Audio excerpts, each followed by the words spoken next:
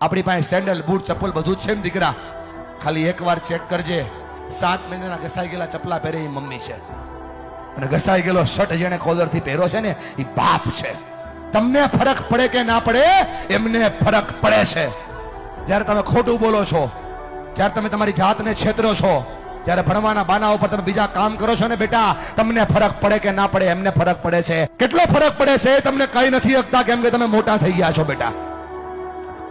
પણ તમે જ્યારે કઈ ડિમાન્ડ કરો છો ને, પપ્પા જોઈએ છીએ, તેની પાસે હોય નહીં તો એ દાંત કાઢીને જવાબ દે છે. તમે તો ખાલી માગી લ્યો છો કે ભાઈ પપ્પા જોઈએ છીએ, ત્યારે ખંભા ઉપર હાથ મૂકીને પૂછજો તો ખરા કે પપ્પા હું તો ખાલી માગી લઉં છું, તમે લાવો છો ક્યાંથી?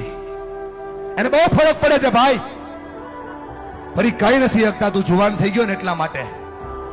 અને જો મારા પર ભરોસો ન હોય, ખાલી આંખોમાં ચેક કરીને કેટલો ફરક પડે છે. આ બાપની આંખમાં